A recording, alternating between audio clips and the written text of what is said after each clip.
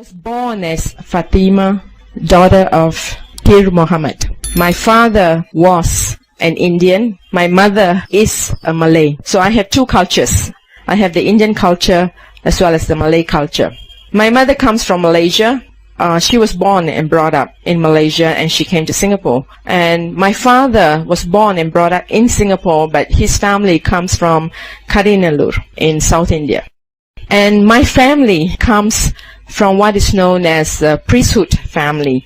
Like in the scriptures, you have the Christians who have one tribe known as the Levites, who take care of God's people and of God's ministry. My family comes from a priesthood, so my great-grandfather was an imam in a mosque. My grandfather was an imam. My father was an imam, and today my brother is an imam in a mosque. And I have two brothers and two sisters. I'm the eldest in the family. And as a young girl growing up, I was also trained to be a religious leader, because my family comes in that line. So I used to teach children and also women how to study the Quran, anything particular to the religion. And if everybody fasts for 30 days in a year for the Ramadan month, my family and I particularly will be fast for 40 to 45 days in a year. So it's a continuous one. Today I am known, in fact, as a staunch and a fanatic Christian. I was a very staunch and a fanatic Muslim, because that's what I know, and I grew up with that, and that's what I was. So it doesn't matter where I was, I will drop to my knees to pray 5 times in a day. And my family was known to be someone that we are always helping someone in some ways. So I thank God that I do come from that background, because the disciplines that I went through as a Muslim is helping me a lot now as a Christian. And sometimes I think Muslims will, in general, put the Christians to shame, because many things that the Muslims do are the things that we as Christians are asked to do, and these are the things that God wants us to do, but we are not doing it. But the Muslims are doing it. And I learned as a child, growing up, many of the disciplines over there. And today, I thank God that I came from that background, because it helps me to understand what Christianity is all about. And I apply, in fact, all that I learned as a Muslim being a Christian today. So there's so much that the Muslims can teach us in being what a Christian is, because they do not, tell you what to do, but they live their life, and that shows us what it means to love God. As a Christian, you have to be someone who accepts the Lord, then you become a Christian. In Muslims, you get born. As a Muslim, you don't get converted, you are born. And when you get born in the family, you're a Muslim.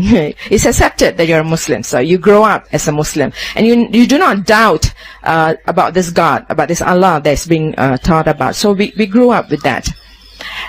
One day, when I was in my early 30s, probably about 32, 33, I've just finished my responsibility towards my family. In helping my sisters and my brothers finish their education, finishing whatever, as the elder sister I was to my siblings, to help them come up. And when my youngest brother, who's 13 years younger than me, he was born very late, 13 years younger than me, has finished his 10th, as you call it over here, the Cambridge School Certificate, I was like, wow, I'm free now. I'm going to conquer the world, because I have been tied down with family responsibilities, and now I was ready to go and do whatever I wanted to do. And as I was thinking about this, I even have gone to the travel agents to find out where I can travel. I love to travel, but never have been out of Singapore, not even to Malaysia till that age, because I just stayed in Singapore all the time. So as I was thinking about it and making plans, I was struck down with a disease, not just one, 2 of it, no, 3 of it. One was that I was diagnosed with what is known as osteoporosis, which was depleting my bones at a very drastic rate, so much so that my bones were just, it was like as though it was just being washed out from my body, and I was wobbling, and my joints were all swollen up and was not able to move around. Then the other thing that I had was diagnosed with was rheumatoid arthritis that has again attacked all the ligaments in all my joints, and it was all reddish, and the third thing that I had was leukemia of the blood. And all three came at one go, and I was like, what in the world is happening? And of course, as a Muslim, I should have just taken it and lie down and die because Muslim religion is a fated religion. Whatever is given to you, you just accept it. You have no say about it.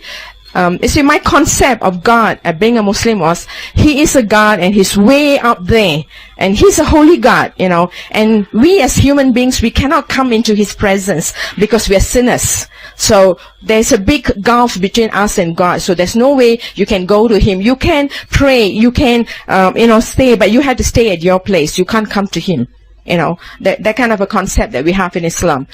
So, but for some reason, and I thank God that I had the fighting spirit, because when I was reduced to this, I was like, no way.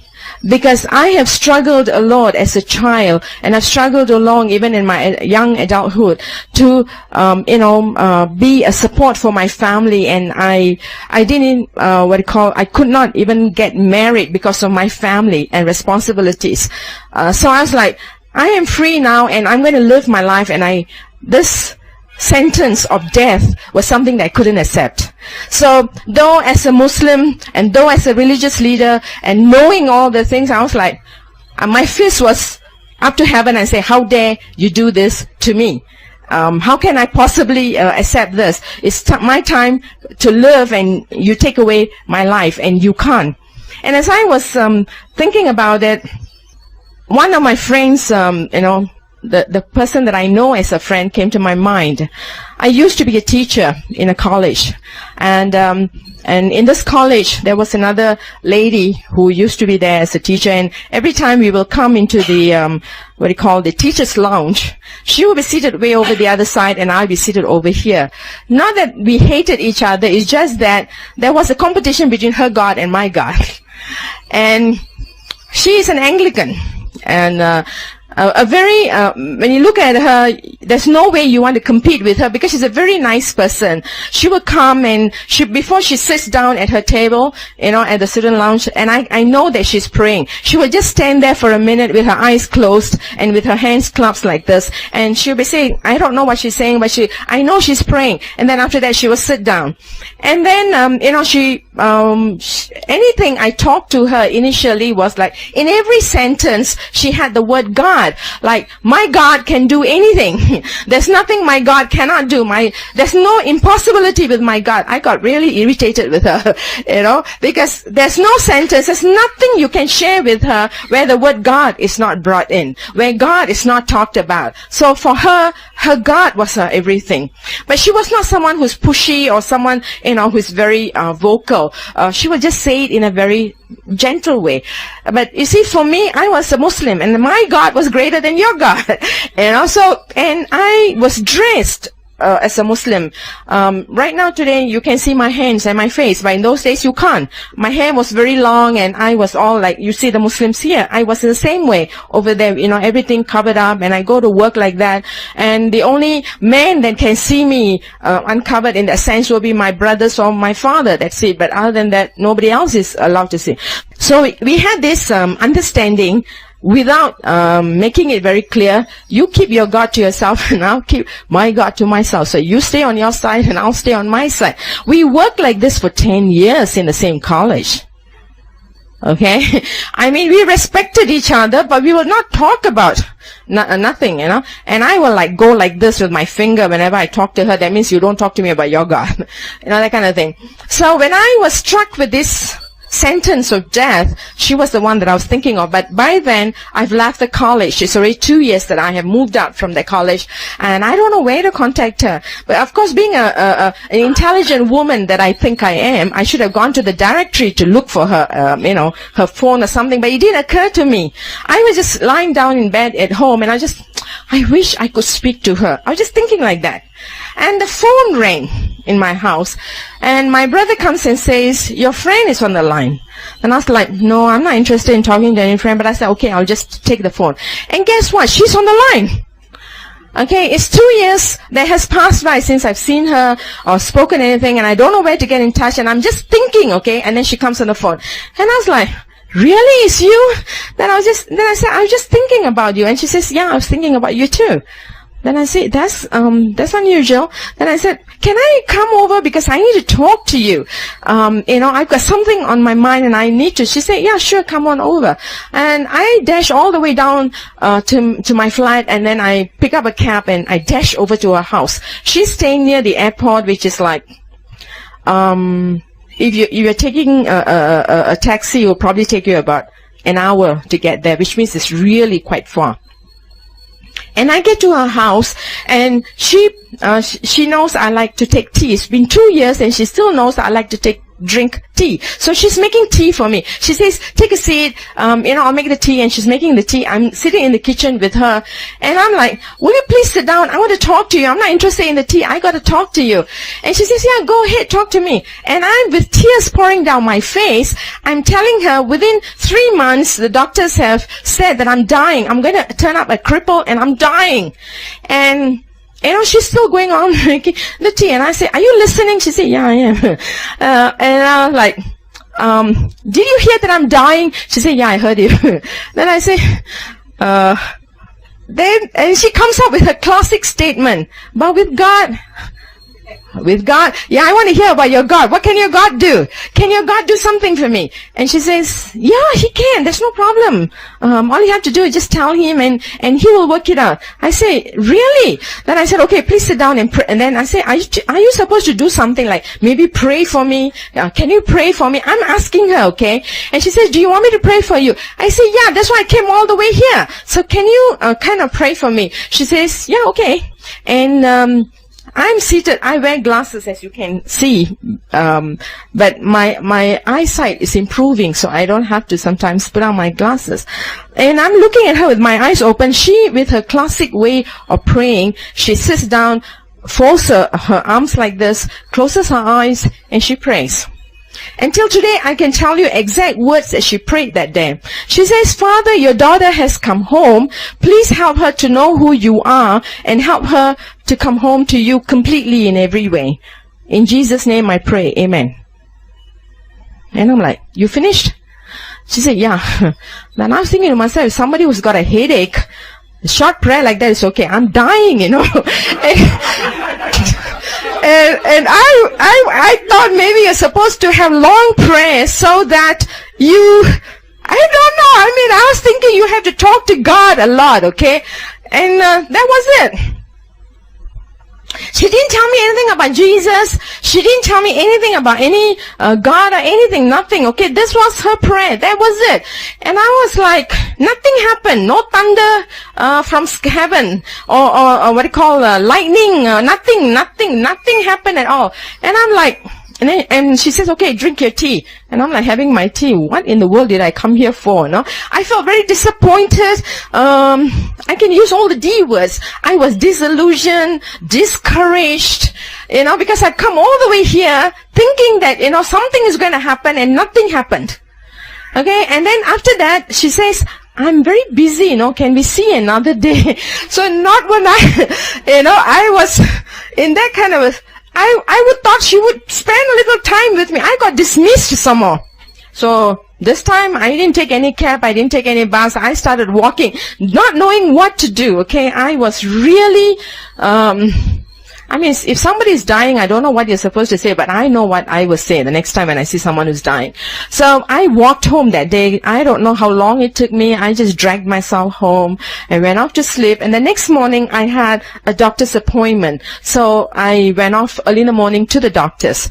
So from 8 o'clock right up to 12:30, they did a lot of tests on me, like blood scan, bone scan, I don't know what scan, so many tests. They sent me from one lab to another lab, and I did all the tests. And I finally came back at 12:30. The doctor said, can you go out and have lunch and whatever it is, come back in an hour's time. We have to do more tests on you.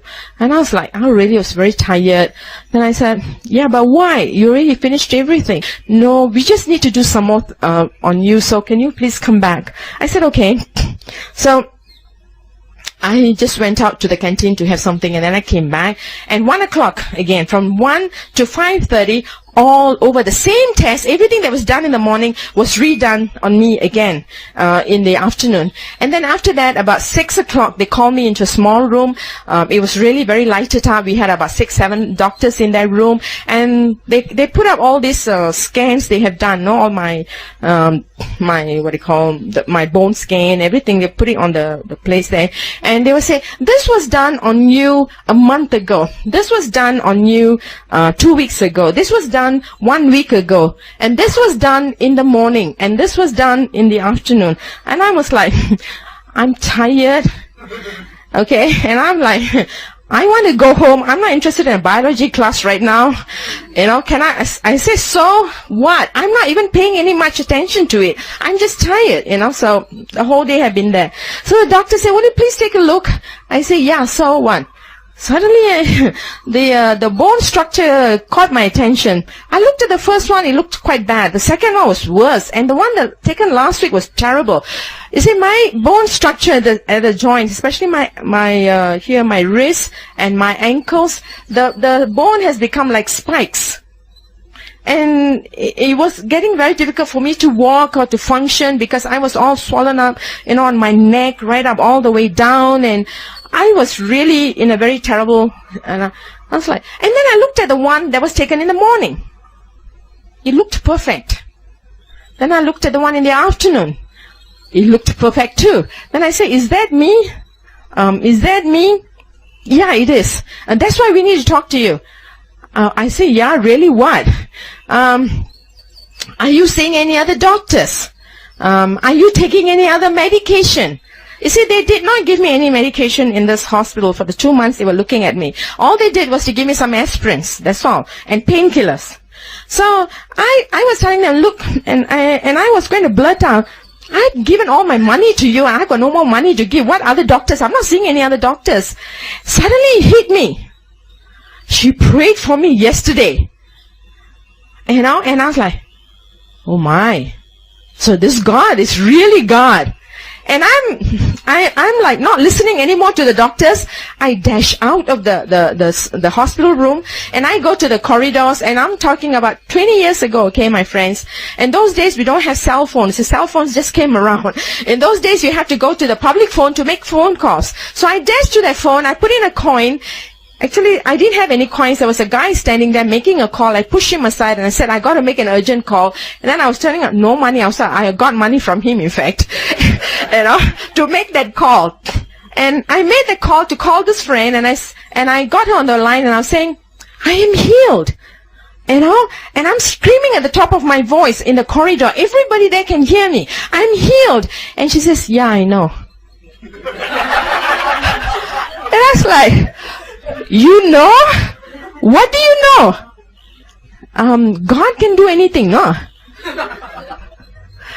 God, yeah, but I want to hear about this God. You're going to talk to me about, yeah. Call me another time because right now I'm busy too. She said she's a tuition teacher. She was teaching people, students. So I was so excited.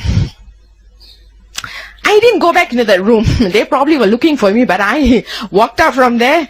And I looked at myself after that. There was no more swelling in me, nothing. Okay, there might have been in the daytime when I came in there. I didn't realize it.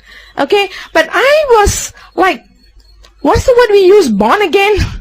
I was really born again at that time. I have received healing.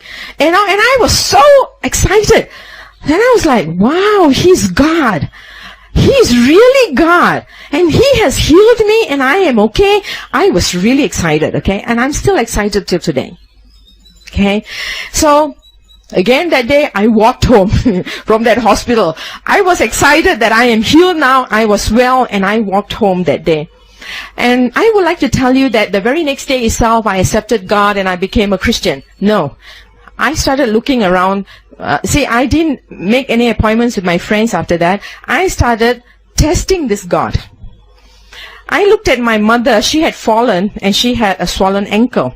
And I didn't really pray out loud. I just thought into my heart, if you are really God, you will heal her. Okay, that's all I said. Next morning I woke up, I went to see my mother. She's okay, she's healed. Then I started going around looking at my auntie, then my uncle, then my brother. Each one, okay, for the next 10 days I tested this God. Gideon only tried 3 times, but I tested for 10 days whether he's really God. I said, if you're God, if you heal me, you can heal. So I started doing this for the 10 days. Then after that, I started reading the Bible. I had a Bible that was given to me when I was 16 or 17. I can't remember. And usually I throw stuff away when we move. But even though when we moved house, I apparently did not throw this Bible away. And I remembered that I had this Bible.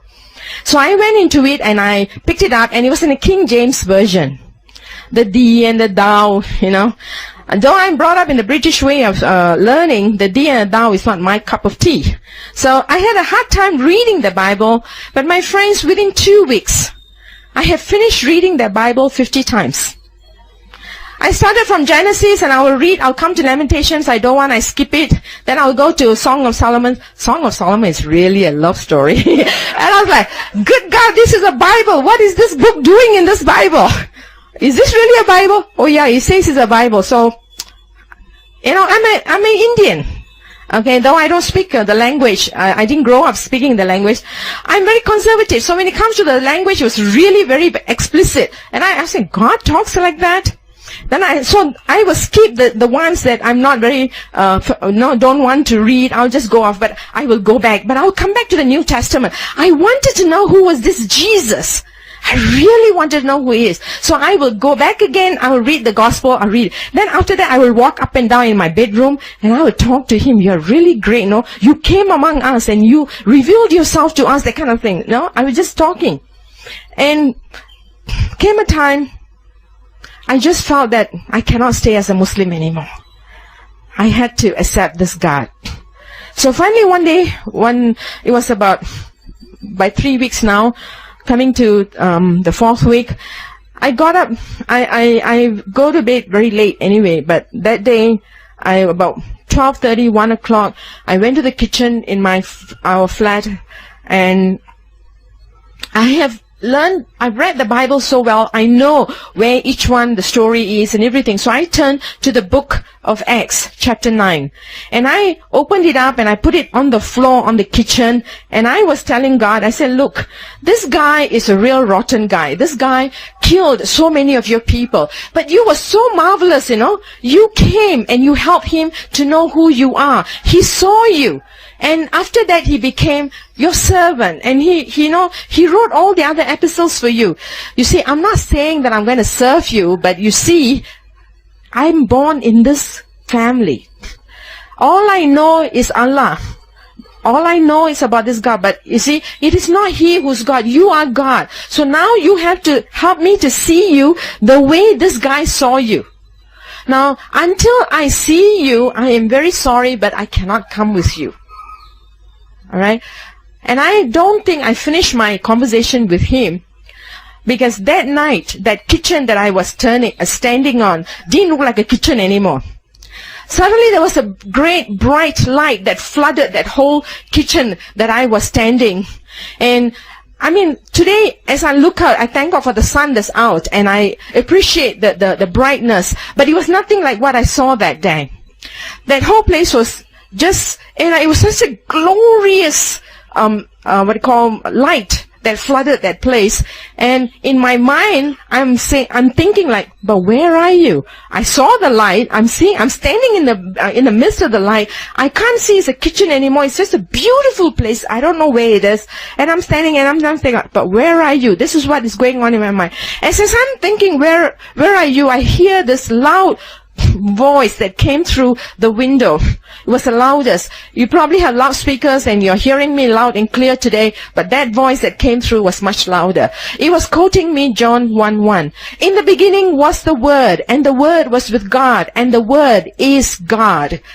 It may not mean anything to you, but it meant a lot to me, because Jesus Christ, the Son of the living God, was a stumbling block to me to receive Him as God. Because we Muslims cannot believe that, God can have a son. If God has a son, that means He must have a wife. That means He's a mere human being. He can't be God. I couldn't accept that. But that word gave me insight. It gave me revelation that in the beginning was the Word, and the Word was God, and the Word is God. And it gave me the clarification that I needed, that understanding that I needed, that He is God. But you see, I still didn't see Him, and I still stood there and I said, where are you? Okay, I wasn't satisfied with just the light. I wasn't satisfied with that word. I wanted Him. I wanted to see Him. And it wasn't very long. With that split second, He stood in front of me. You want to ask me how He looks like? My friends, my English language is perfect. And when I think like in English. I don't speak any other language more than English. But I don't have any words to describe how He looked like. He was such a tall person, and He was so glowing, so beautiful, so handsome. I walked this earth. I've been to so many countries. I still can't find anybody who looks like Him. Okay. And He stood there just before me, and I was captivated by His eyes. Till that moment, till that day, I'm 30 plus at that time. I have never known what is love.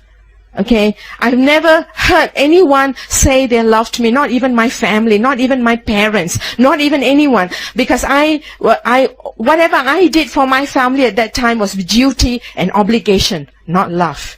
But this God was standing before me, and I was consumed by the love that was flowing from Him. And I was completely drawn into those eyes that He had. And He looked at me with that love. And in the next moment, I found myself as a baby in His arms, holding me. And He brought me back into the past to help me to know once and for all that He is God. And there's no one other like Him. And what He brought me was when I was a 12-year-old girl. I found myself as a 12-year-old. I was struggling with life, and I thought there was no other way, and I was getting ready to commit suicide. I was standing by a river that was swollen up because we had a storm that day, and I was going to throw myself over that river and end my life. And I remember that day, there were two hands that came and pulled me back. It was in the night, and I thought it was a ghost, and I ran all the way home. And He said, and as He brought me back to that scenario, He was telling me, I was there with you then. I am here with you now.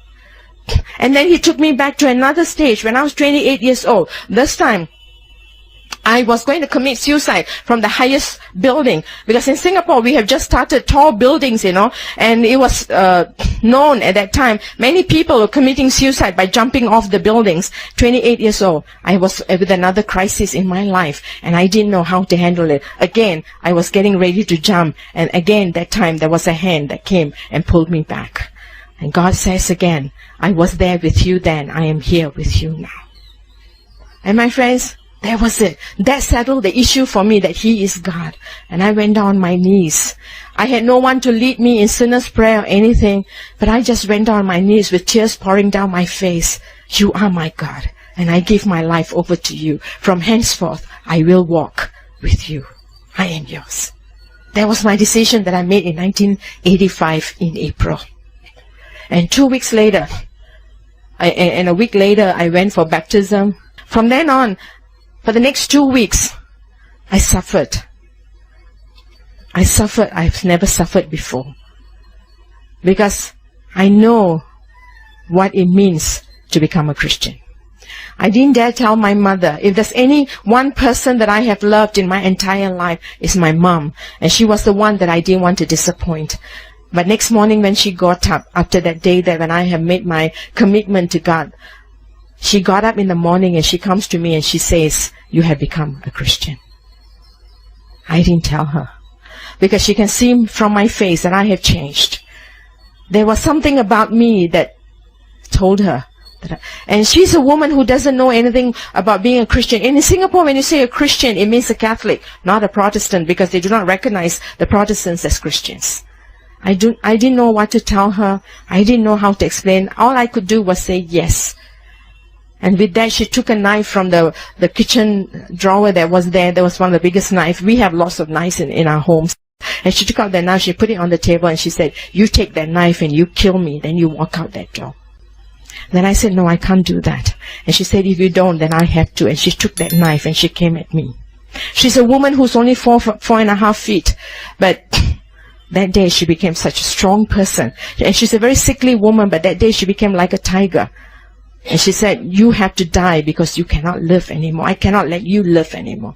And in the struggle, she was cut, I was cut with a knife. And all I could think of, I didn't know what to do. I was just screaming my heart out. But I remembered what my friend had said, "Call on his name and he will come."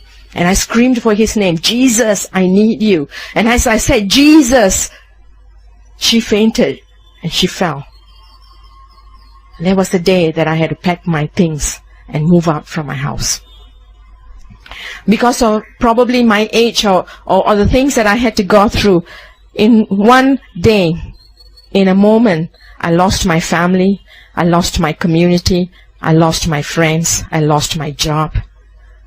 I was declared dead to the MUIS, which is the Council for the Muslims over in Singapore.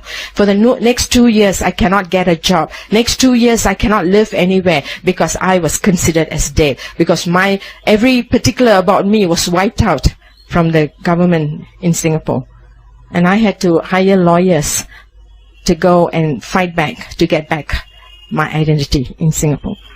And the next 2 years, as I struggle, I'm not a crying person, never was. Because whatever pain there was, I always thought that I can work it out. I worked it out. But when I met God for the next 2 years, I did nothing but cry every day. Cry because God had to break the self-individuality that I had become. He had to take away the pride and the arrogance that I had become. I was a very nice person, but inside, there was so much of bitterness and hatred and anger inside of me, which I didn't know that I had grown up with. So God had to take that all away. For the next 2 years, He washed over me like a mother hen over his cheek.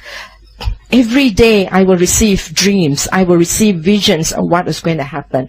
My brothers, 2 of them, poor things, they were very young at that time. They didn't know what to do. But in order to protect the family valor, they had to kill me. So they tried many ways to kill me. One of my brothers, the one who's in the middle, the first brother in the family, invited me to his home. And God showed me in a vision what they were going to do. They prepared food with poison. And I asked God, "What do you want me to do?" God said, "Eat." I said, "Okay, I will eat." And they were all seated around me, seeing me eat that food. And I was supposed to drop dead, but I didn't. I washed my fingers and I said, "Thank you," and I walked out. Another time, my mother invited, one of the top imams from the Middle East to come and exorcise this devil that was supposed to be in my life. And the man walks in. He doesn't even walk in very far. He just stands over there, and he sees someone standing by my side in white. And he turns to my mother and he says that the power that is with her is greater than the power that we have. And my friends, the greatest joy that I have today is not that I know this God. I thank God that I know Him. But the greatest joy I have is that I can communicate with Him in prayer. And this God is not a God when you just communicate in a monologue. It's a dialogue. He talks back and He comes and He's delighted whenever we are with Him. And He longs for us. And when my call came, I didn't know what I was going to call to be, because by then I was already 30 plus, and I was thinking like, I'm old, God. I probably was like Moses. God, I'm old. Maybe you should call somebody else. But God called me, and I came into ministry. I came into full-time ministry immediately, and I thank God for the various people that God placed in my life who helped me, encouraged me. And all those things that I said that I lost, God double that to me, 100-fold. Today I have many homes that I call is my home. I call many families that are my family. I call many brothers and sisters who are still, many out there in the world. Not just by the hundreds, by the thousands. They are there who know me and who have encouraged me and helped me. So today I take the message to a world that needs Him. And that was not the only first time that He healed me. I mean, that was the first time He healed me. In 1993, I was asked to go for another surgery in my stomach. I had to have a hysterectomy. Again, I told God, you have to work this out. If it's your will, I will go for it. But if it's not, Father, you are the surgeon. You take care of it. And in a couple of days, I didn't have to go for surgery. He healed me. In the year 2000, I was leading a prayer team in Israel. And at that time, when I left for it, I was just told by the doctors that I had cancer in both my breasts, and it was 3rd degree, very aggressive, and they had no choice but to just cut off my breast. And I said, okay, I'll go for this trip. I will come back and we'll talk about it. When I was in Israel, I was in one of the hotels that was facing the Wailing Wall. And as I was facing that, I remembered how Solomon, when he built the temple, he said, even when the foreigners come and face this wall, and if they pray, Father, you will answer them. And I stood by the window of the hotel room, and I said, God, though I am saved, I am your child, I'm still a foreigner. I'm not a Jew, Father. I'm a Gentile. So, Father, as Solomon said, I'm a foreigner. I'm standing here and I'm believing in you, God. You can touch me. You can heal me. And He did. He put me to sleep the whole day that day. I didn't know what He was doing, but He did His surgery on me. So when I came back to Singapore, no surgery. So I can share many, many testimonies of what God has done, but many that He's still doing today. He's a great God. And He's a wonderful God. And we have much to thank Him for. And as I was sharing, as I was told that today is a Thanksgiving Day, I was thinking of Ephesians chapter 5, verses 18 to 20. It says, do not get drunk on wine, which leads to Ephesians chapter 5, verses 18 to 20. That's what I was, thinking of. I wanted to just end with this. Do not get drunk on wine, which leads to debauchery. Instead, be filled with the Spirit. Speak to one another with psalms, and that's what you're doing today. You are, singing psalms, and you are worshiping, and you're praying. Hymns and spiritual songs. Sing to make music in your heart to the Lord. Always giving thanks to God the Father for everything in the name of our Lord Jesus Christ. And as I was thinking about giving thanks, I have so much to thank God for. I have so much. And people tell me, your testimony is great. It's fantastic. It is. But God, when He came back for Thomas, Thomas wanted. I was a Thomas, and I still am in many ways as I walk with Him. And I wanted, signs. I wanted proof. And without that proof, I didn't want to believe Him. Now, was He upset with Thomas? No. He said, look, touch, feel, and know that I am God. But He finished His sentence by saying, blessed are those who are going to come without seeing me. And there are many, many who are coming to know God today without seeing, but they believe because they have that faith. And there's so many who can thank God, and we can thank God for so many. And in our lives, do we just thank God for only the great things He does? What about the days that I am just able to get up in the morning? I thank God for the health that He's given me. I thank God for the sun that's shining. Thank God for the beautiful day that He has created especially for me. I thank God for the food that I'm able to eat. There are many that have no food. I thank God for the work that I have. I thank God for the friends that I have. I thank God for the family that God has given me.